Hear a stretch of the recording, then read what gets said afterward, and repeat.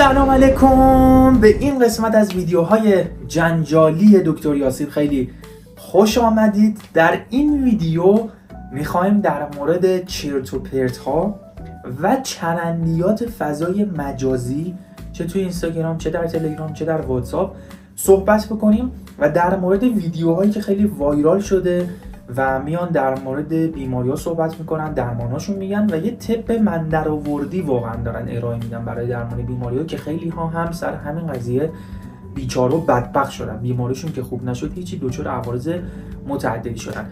توی این ویدیو قراره در مورد ویدیوهای ارسالی شما عزیزان صحبت بکنم و بگم کدوم از این مطالب درستن، کدومش غلطن، کدومش کاربردیان و چه فایده‌ای دارن و فالتاشون چیه. پس تا آخر این ویدیو جنجالی همراه من باشین، قراره کلی نکته آموزشی خفن بهتون آموزش بدم. بریم سراغ اولین ویدیو. قبلش ویدیو رو لایک بکن، اگر نمیدونی کجا باید لایک بکنی این پایین دقیقاً اینجا یه عکس لایک هست، ویدیو رو لایک بکن، به من انرژی بدین. چنل من سابسکرایب بکن، زنگوله رو حتما بزنید که ویدیو جدید رو یوتیوب به شما عزیزان نشون بده. بریم سراغ اولین ویدیو ببینیم که این دوست عزیزمون چی داره میگه. ست سی رو بر میداری، تمیز میکنی، میشوری، نگینی خرد میکنی، میریزی داخل یه ظرف. وقتی نگینی کردیم میریزیم داخل یه شیشه، پرش میکنیم، پر میکنیم از آبقوره، میذاریم یه روز بمونه. وقتی یه روز موند، هر روز یه قاشق مرباخوری ازش میخوری. این معجون تمام رگ‌های بدن و قلب باز میکنه. اگه چربی خون داری، درد مفاصل داری، ضعف اعصاب داری، ازش استفاده کن. اگه عفونت ادراری داری، معجزه میکنه. نمیخواد 40-50 میلیون خرج کنی عمل باز انجام بدی. همینو بخور، حالشو ببر. بفرست برای دوستات 3 تا قلب قرمز، 3 تا سیر تو کامنت یادت نره. ببین قشنگ معلومه که این دوستان عزیزمون دنبال جذب فالوورن و دوست دارن که از این طریق بیشتر دیده بشن. مگر نمیاد آخرش بگی 3 تا قلب قرمز، 3 تا کلمه سیر رو کامنت بکن. بعدش هم یعنی این چیزی که شما الان ارائه دادی نه رفرنسی براش داری، نه مقاله‌ای داری، نه منبع علمی داری، نه مستندات علمی داری. از کجا داری این حرف رو داری میزنی؟ تمام رگ‌های قلب باز میشه با 3 تا سیر، 3 تا سیر نگینی. پس این همه بیمارستان برای چیه؟ این همه درمانگاه برای چیه؟ آنژیوپلاستی چیه؟ آنژیوگرافی چیه؟ این همه اساتید توی دانشگاه دارن تدریس میکنن، بیان دانشگاه رو تخته بکنن، شما بیا تدریس کن. تو یه دقیقه کلا همه چیز رو بردی زیر سوال. کاملا غلط این موضوع، کاملا اشتباهه.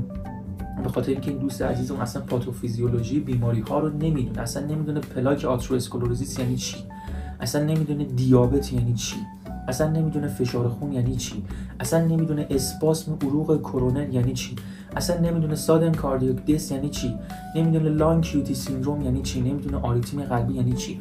وقتی اینا رو نمیدونه خیلی راحت میاد یک نظر سطحی و یه چیز بیخود رو میگه، خیلی هم خوششون میاد. بعد میگه به جای هزینه 40-50 میلیونی CABG عمل قلب باز تو بیا سیر بخور.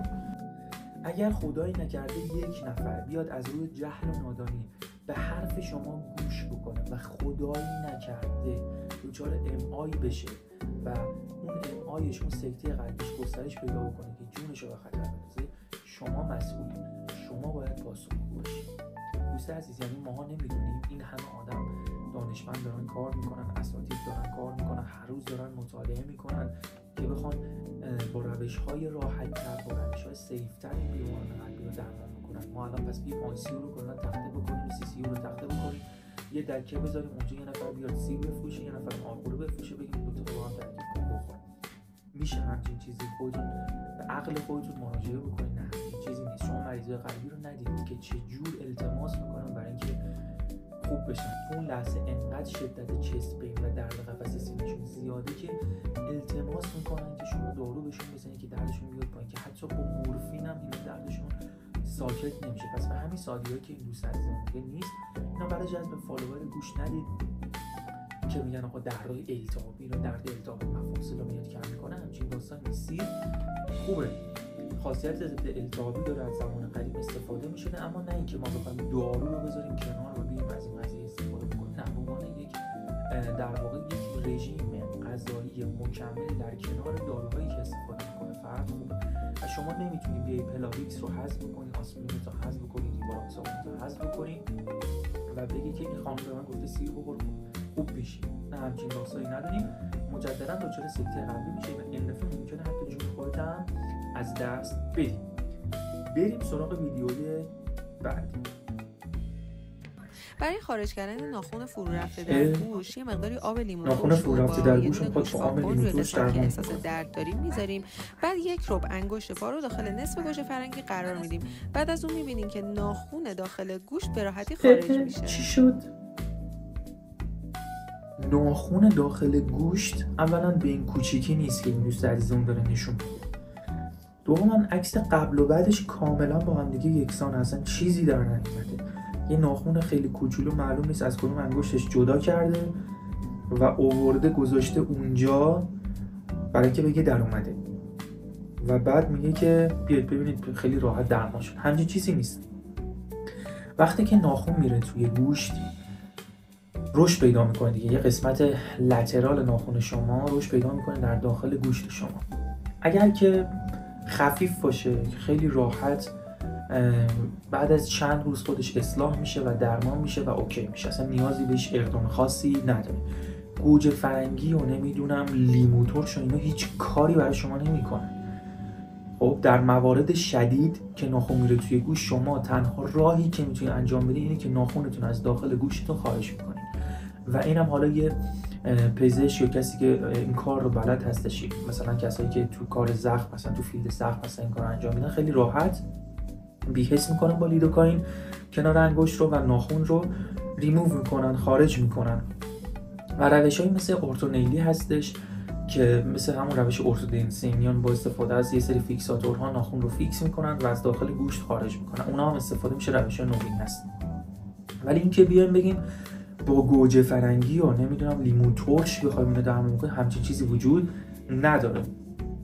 ضمن این که وقتی که ناخن در داخل گوش فرو میره ریسک عفونت‌های باکتریال زیاد میشه. برای همین خیلی از این افراد دچار آبسه میشن، خب دچار سلولیت میشن، دچار عفونت میشن و باید حتما آنتی بیوتیک‌های خوراکی و موضعی مصرف کنه. شما با این کارتون خیلی راحت عفونت رو منتقل میکنید به پاتون، خوب که نمیشه هیچی، بلکه دچار آبسه میشه. پس بنابراین این چیزی که دوست عزیزمون گفته برای جلب توجه، برای جذب فالوور و هیچ مبنای علمی نداره، هیچ بیس علمی نداره و به هیچ عنوان از این روش استفاده نکنید. ناخنتون که خوب نمیشه هیچی، ناخنتون که خارج نمیشه هیچی، بیماریتون تشدید پیدا میکنه. بریم سراغ ویدیوی بعدی.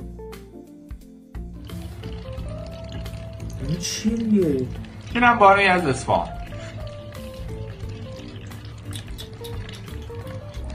گردنشو با دستمال سفت بسته که احتقان عروقی ایجاد بشه توی سرش که این خون راحت‌تر خارج بشه. برای چی؟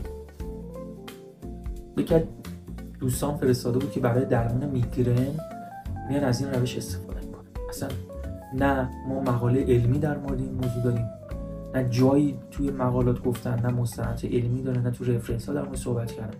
این کجا، چه روش من در آوردی از خودتون در میارید که چی؟ میاد این رگو سوراخ میکنید خون بیاد بیرون. اسمش هم میذارم فست خون. فست خون اصلا اینجوری نیستش.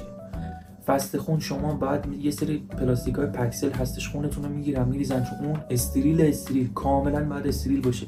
این پروسیجری که ایشون داره انجام میده کجاش استریله؟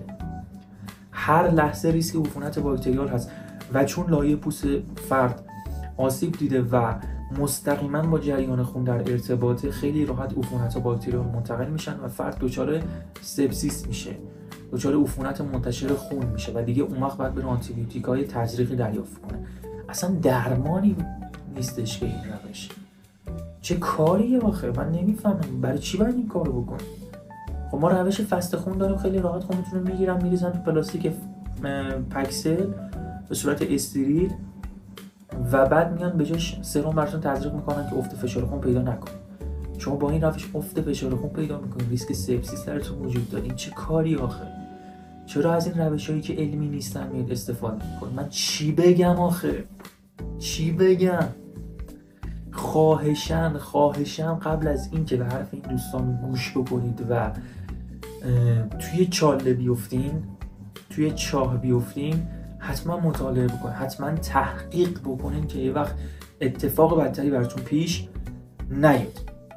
این 3 تا ویدیو به نظرم ویدیوهای جالبی بودن که می‌خواستم در موردشون صحبت بکنم. چند تا ویدیو دیگه دارم که در پارت‌های بعدی بیشتر در موردش صحبت می‌کنم و نکاتش رو بهتون آموزش میدم. حتما ویدیوهای چالشی خودتون رو برای من بفرستید، ویدیوهایی که دوستان میان نظر میدن در مورد بیماری‌های مختلف برای من بفرستید.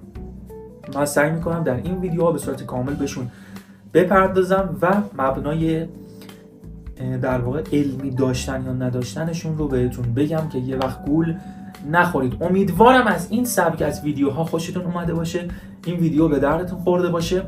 حتما ویدیو رو لایک بکنید، از چنل من حمایت بکنید که یوتیوب ویدیوهای جدید رو به شما عزیزان نشون بده و نظرات خودتون رو این زیر برای من کامنت بکنید که من کلی انرژی بگیرم. مرسی از نگاه تک تک شما عزیزان رو در ویدیو بعدی، پارت بعدی خواهم دید.